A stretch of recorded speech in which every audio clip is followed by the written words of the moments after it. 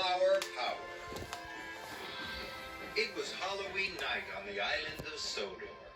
The moon shone brightly, and the stars twinkled in the night sky. The children's Halloween party was over. But while the children slept, all the engines were kept very busy.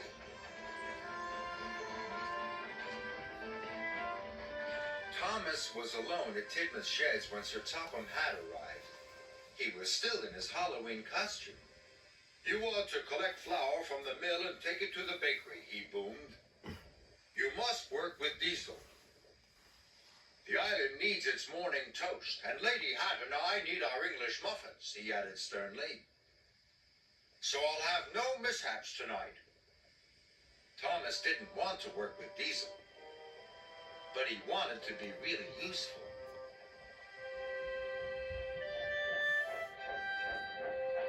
When Thomas arrived at Grendel, he couldn't see Diesel at all. Diesel was up to his old tricks.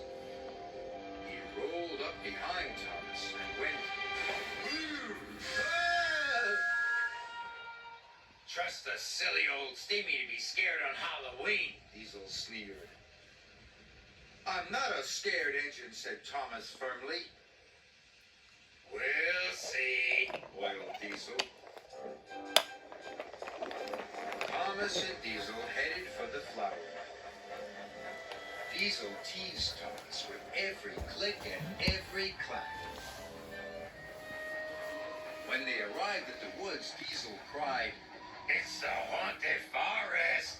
And he called out, "Whoa, Thomas!" in a spooky voice. "Stop it," said Thomas crossly. But the breeze blew, and the branches creaked. Diesel's teasing made it seem spooky indeed. Then they came to the abandoned mine. The buildings were deserted, but they could hear a banging noise. "What was that?" cried Thomas. "Sounds like the ghost engine looking for a Steamy to scare." Well, I'm not scared," said Thomas. But he wished he felt as brave as he sounded.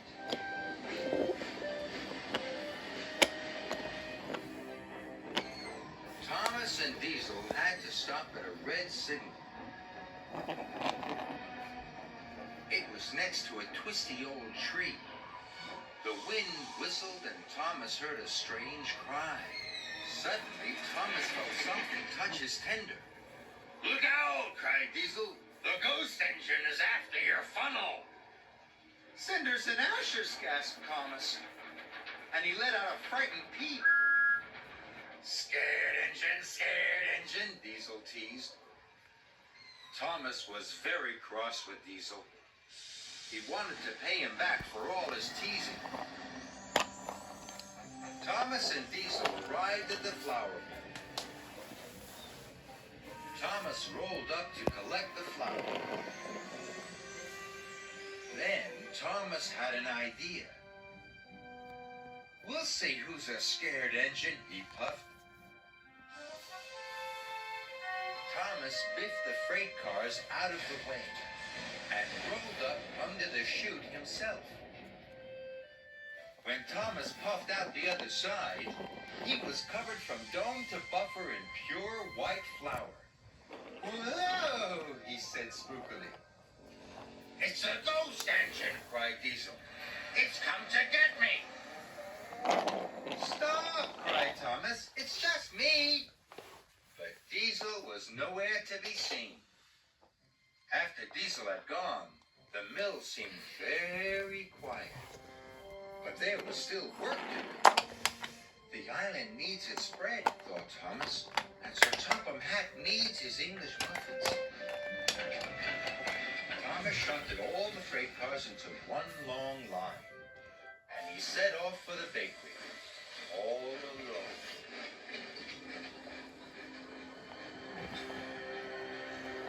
As Thomas arrived at the twisty tree, he wished he could go faster, but it was a very long train, and he had to go slowly. Because he was going so slowly, Thomas could see that the tree wasn't spooky at all. It was just a tree, he gasped, and the strange cry was just an owl. Thomas was relieved. Thomas jogged towards the abandoned mine. He could still hear the spooky banging. He looked to his left, and then to his right, and he saw what was making the noise. It's just an old door, he gasped. The wind is making it crash.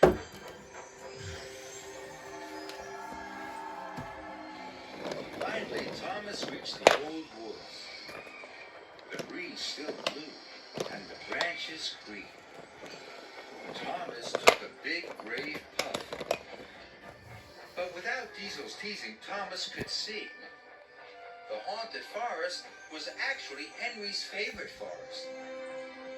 It's not scary at all, said Thomas.